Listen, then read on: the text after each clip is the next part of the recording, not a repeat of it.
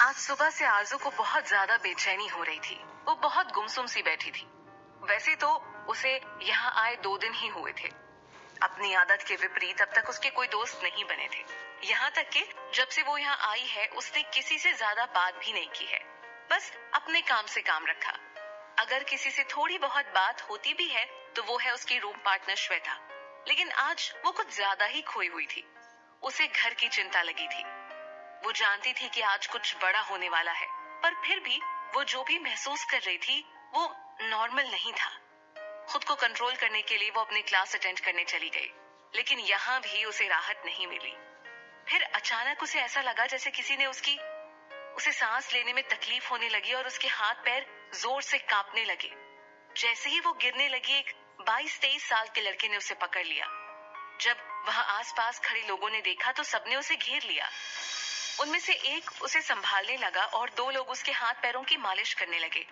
कुछ ही पल में वो बेहोश हो गई। उसी समय शर्मा हाउस में शंकर ने देवकी जी पर गुस्से में गोली चला दी, लेकिन वक्त रहते रेहान उनके सामने आ गया, जिससे गोली उसके कंधे पर लग गई और खून की पिचकारी फूटी। ये देखकर सबकी चीख निकल गई। रेहान ने गुस्से में शंकर को देखा और उसकी ओर बढ़ा। उसे ऐसे देखकर शंकर की सिट्टी पिट्टी गुम हो गई। रेहान ने झपट कर उसकी कलाई पकड़ ली और उसे मोड़कर उसकी पीठ से लगा दिया। इन सब में उसकी गन छूटकर नीचे गिर गई। अब उन दोनों के बीच महज कुछ इंच का फासला रह गया। शंकर की आंखों में डर साफ दिखाई दे रहा था, वहीं रेहान की आंखें आग बरसा रही थीं।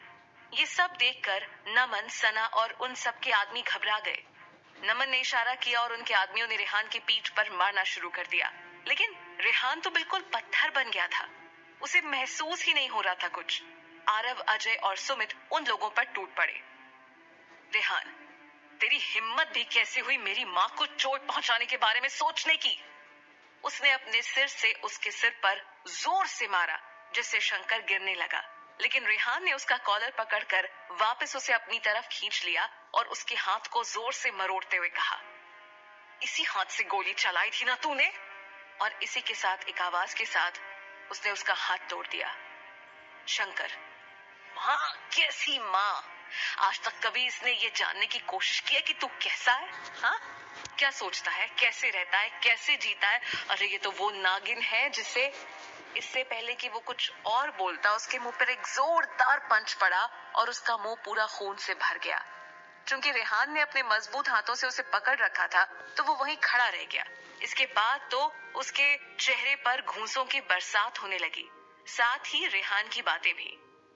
तुझे क्या लगता है, हाँ? प्यार सिर्फ बोलने से होता है?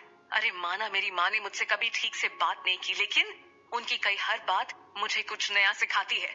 वो हमेशा मुझे आगे बढ़ने की प्रेरणा देती है। और हाँ, माना कि उन्होंने मुझे जन्म नहीं दिया, लेकिन कान्हा को भी तो यशोदा मैया ने जन्म नहीं दिया था।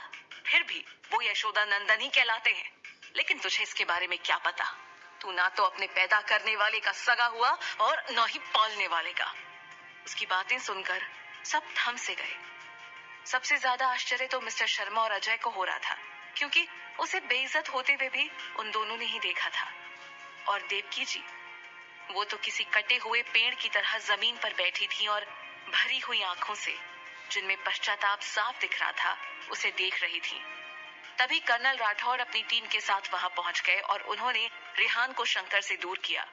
रेहान अब भी गुस्से में छटपटा रहा था, लेकिन सबने उसे जोर से पकड़ रखा था। थोड़ी देर में वो बेहोश हो गया। कर्नल राठौड़ की टीम ने शंकर, नमन, सना और उनके बाकी आदमियों को गिरफ्तार कर लिया और साथ ही एम्बुलेंस में आरुषि और रेहान को हॉस्पिटल ले गए। आगे, रेहान! आरजू जोर से चीख के साथ उठकर बैठ गई। उसने अपने चारों ओर देखा तो वो हॉस्पिटल के बेड पर थी। उसे ग्लूकोज चढ़ रहा था। उसके बगल में श्वेता थी और वो आदमी जिसने उसे कॉलेज से यहाँ पर लाकर एडमिट करवाया था, संभाला था, वो बैठे थे। मैं यहाँ कैसे? आरजू अब तक कुछ समझ नहीं पा रही थी। श्वेता ने उसे झट से गले लगा लिया। उस आदमी ने गुस्से में कहना शुरू किया, आप लड़कियों की प्रॉब्लम क्या है, हाँ? अरे पतले होने का ऐसा क्या जुनून है कि खाना पीना सब छोड़ देते? अरे कम से कम इस लायक तो रहा करो कि खुद को और खुद की बॉडी को संभाल लिया करो। आरजू ने उसकी बातों को इग्नोर करते हुए अपना फोन लिया और आरव को फोन लगाया। उस आदमी ने जब आरजू को अपने फोन में लगे देखा तो बिना देखे उससे फोन छीन लिया। इसी बीच गलती से उससे स्पीकर ऑन हो गया। आप खुद को समझती क्या है? मैं यहाँ आपसे बात कर रहा हूँ और आप हैं कि फोन में लगी हुई हैं। मतलब माँ बाप ने तमीज सिखाई भी है कि नहीं? इससे आगे वो कुछ बोलता इससे पहले ही आरजू ने एक झन्नाटेदार चांटा उसे रसीद किया और बिना कुछ बोले उससे फोन वापस ले लिया। इधर सब हॉस्पिटल में बैठे थे। अंदर रेहान का ऑपरेशन चल रहा था और बाहर सब एक दूसरे को दिलासा दे रहे थे। आज फिर से उन सबकी परीक्षा की घड़ी थी। सब बस चुपचाप भगवान से रेहान की सलामती की दुआ कर रहे थे। सबसे ज्यादा दुखी और परेशान अगर कोई था तो वो देवकी जी थी। आज उनके जीवन की दो सबसे बड़ी घटनाएं हुई थी। पहली, जिस भाई पर उन्होंने बचपन से आज तक आंखें बंद करके भरोसा किया था, आज उनके सामने उसकी सच्चाई, उसका फरेब आया था। दूसरी, जिस बेटे को उन्होंने उसके पैदा होने से पहले ही मारने की कोशिश की, जिसे कभी अपनाया भी नहीं था, जिसकी संपत्ति हड़पने की कोशिश की थी, आज उसी ने बिना अपनी जान की परवाह किए उनकी जान बचाई थी। देवकी जी को परेशान देखकर मिस्टर शर्मा उनके पास गए और उनके कंधे पर हाथ रखा तो वो उनसे लिपटकर फूट फूट कर रोने लगी। तभी आरब के फोन पे आरजू का फोन आया। पहले तो उसकी हिम्मत ही नहीं हुई, लेकिन फिर किसी तरह खुद को संभाल कर उसने फोन उठाया तो उसे जोरदार थप्पड़ की आवाज आई। आरजू, ये सब क्या है? तूने वहां पहुंचते ही सबसे पंगे लेने शुरू कर दिए। अरे 2 दिन भी तुझसे चैन से बैठा नहीं जाता ना। आज किससे भिड़ी तू? भाई, आप सब ठीक तो है ना? उसकी आवाज सुनकर आरव परेशान हो गया। अरे बच्चा, हम सब ठीक हैं। बस तुझे बहुत मिस कर रहे हैं। अच्छा, अब रोना बंद कर और बता मुझे क्या हुआ। आरजू का फोन सुनकर सब अपने आप को कंट्रोल कर रहे थे, लेकिन जैसे उसके रोने की बात सुनी वो सब परेशान हो गए। मिस्टर मित्तल को इशारा करने पर आरव ने फोन स्पीकर पे डाला। भाई, मैं भी ठीक हूँ, बस। तब तक उस आदमी ने उससे फोन लेकर कहना शुरू कर दिया। सॉरी सर, लेकिन आपकी बहन बिल्कुल ठीक नहीं है और इस वक्त हॉस्पिटल में है। कल से इन्होंने कुछ नहीं खाया है और आज तो ये बेहोश भी हो गई थी।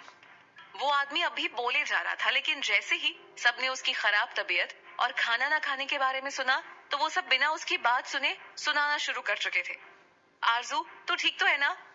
तू ऐसे कैसे खाना छोड़ सकती है? बच्चे, तेरी तबीयत ठीक है ना? तुझे कॉलेज जाने की क्या जरूरत थी? वैसे तो दादी अम्मा बने सबका ख्याल रखते, लेकिन खुद का ख्याल नहीं रख सकती। एक साथ सब बोल रहे थे जिससे किसी की बात समझ में ही नहीं आ रही थी और शोर तो बहुत ही ज्यादा हो रहा था, जिससे परेशान होकर श्वेता अपने दोनों कानों में उंगलियां डालकर बैठी थी और आंखें बंद करके बैठ गई। आरजू ने एक बार फिर उस आदमी को जोर से चिपका दी, जिसकी आवाज से सब चुप हो गए और आरजू ने कहना शुरू किया। देखो मिस्टर, मेरी फैमिली से ना मैं खुद बात कर सकती हूँ, तो अब तुम यहाँ से ना निकल लो। और आप सब, कुछ नहीं हुआ है मुझे, बिल्कुल ठीक हूँ मैं। मुझे आप सबकी बस चिंता हो रही थी बहुत ज्यादा, इसी वजह से मैं थोड़ा सा।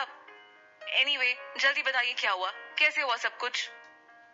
फिर सब ने उसे सब कुछ शॉर्ट में बताया, लेकिन रेहान की तबीयत के बारे में उसे किसी ने कुछ नहीं बताया। बस उसे झूठ बोल दिया कि रेहान कर्नल साहब के साथ फॉर्मेलिटीज पूरी करने उनके ऑफिस गया है। उनकी बात सुनकर भी आरजू की बेचैनी कम नहीं हो रही थी, लेकिन वो कुछ कर भी नहीं सकती थी। उधर रेहान को होश आ गया। गोली उसके कंधे पर लगी थी, इसलिए ज्यादा खतरा नहीं था। फिर भी डॉक्टर ने उसे प्रॉपर रेस्ट करने को कहा था। सब उससे मिले, उसके बाद सबको राहत मिली। आरब ने किसी तरह सबको समझाकर रेस्ट करने के लिए घर भेजा। फिर उसे आरजू के बारे में बताया और कहा, वैसे तो 3 साल पहले जो रूल बना था उसके हिसाब से ये सही नहीं है, लेकिन इस मिशन के लिए जो तूने मेहनत की है और इस गोली की वजह से, मैं तुझे 5 मिनट का वक्त देता हूँ। चल, बात कर ले। रेहान ने मुस्कुराते हुए फोन लगाया, लेकिन आरब को देखकर रुक गया और उसे बाहर जाने को बोला। लेकिन आप सबको तो पता ही है हमारे आरब भाई कितने स्ट्रिक्ट हैं, तो वो वहां से हिले भी नहीं। और तो और उन्होंने मिस्टर मजनू को भी वहां से हिलने से मना कर दिया। लेकिन प्यार करने वाले कहाँ किसी की सुनते हैं, तो बस किसी तरह बड़े भाई को चकमा देकर वो पहुंच गए बाथरूम में और लग गए अपने दिल के दर्द का इलाज करने में। उसने भी आरजू को अपनी हालत के बारे में नहीं बताया। वो अलग बात है कि उन दोनों को ही एक दूसरे की आवाज सुनकर राहत मिल रही थी, तो वो दोनों उस पर ही फोकस किए हुए थे। आरव और सुमित ने इकट्ठा किए सबूत, आरुषि के बयान और शर्मा हाउस में शंकर द्वारा कबूल किए गए गुनाह, जिसे वहां पे लगे माइक और कैमरा ने रिकॉर्ड कर लिया था। और आरुषि और देवकी जी रेहान पर हुए हमले के फुटेज के आधार पर शंकर और उसके साथियों को सजा हो गई। आरुषि के साथ हुए धोखे और नाइंसाफी की वजह से मिस्टर शर्मा और मिस्टर मित्तल ने उसे माफ कर दिया। रेहान ने भी और उसके कहने पर बाकी सब ने भी देवकी जी और अजय को माफ कर दिया। अपना कॉलेज पूरा करने के बाद आरव ने आरएनजे कंपनी संभाल ली। वहीं रेहान ने फेरीवाला इंडस्ट्रीज की कमान संभाल ली। ये नारायण दीक्षित जी की कंपनी थी। चूंकि नारायण जी ने अपने बिजनेस की शुरुआत फेरी लगाने से की थी, इसीलिए अपने बिजनेस का नाम उन्होंने यही रखा था। और वर्षों बाद जब रेहान ने कंपनी संभाली तो आशीर्वाद के तौर पर उसने भी यही नाम इस्तेमाल किया। अब देवकी जी ने भी रेवती जी के होटल की कमान संभाल ली थी। अब वो रेहान से बहुत प्यार से पेश आती थी, या यूं समझ लीजिए कि जो प्यार वो बचपन में उसे नहीं दे पाई थी, वो सब अब वो उस पर लुटा रही थी। कभी कभी तो मिस्टर शर्मा और अजय उनसे शिकायत भी करते, लेकिन उन्हें इससे कोई फर्क नहीं पड़ता। रेहान और आरव की जिद पर मिस्टर मित्तल और मिस्टर शर्मा अब अपनी रिटायर्ड लाइफ जी रहे थे और अपना ज्यादातर समय अपने पसंद के कामों में बिताते।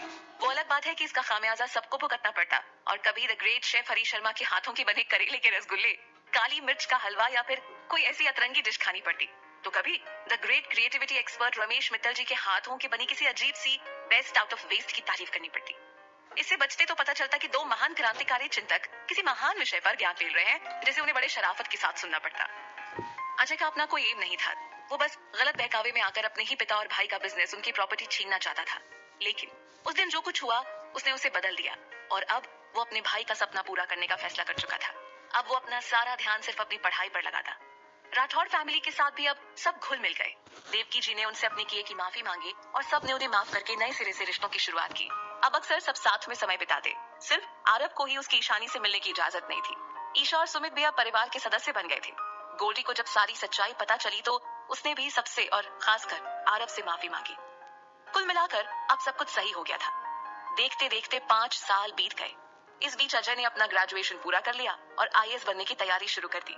आरव और रेहान सबका पूरा ख्याल रखते, सबको हंसाते और सबके सामने खुद भी हंसते मुस्कुराते, लेकिन जब अकेले में होते तो बरबस उनकी आंखें बह जाती। वो दोनों अपने प्यार को शिद्दत से महसूस करते और तब उनका खुद पर जोर नहीं रहता। इसीलिए अब उन दोनों ने खुद को काम में झोंक दिया था। इसके साथ ही वो अपने प्यार से किया हर वादा पूरी ईमानदारी के साथ निभाते थे। इन कुछ सालों में उनकी मेहनत और लगन की वजह से आरएनजे और फेरीवाला इंडस्ट्रीज एक बड़ा नाम बन गए थे। तमाम देशी विदेशी कंपनीज उनके साथ काम करना चाहती थी।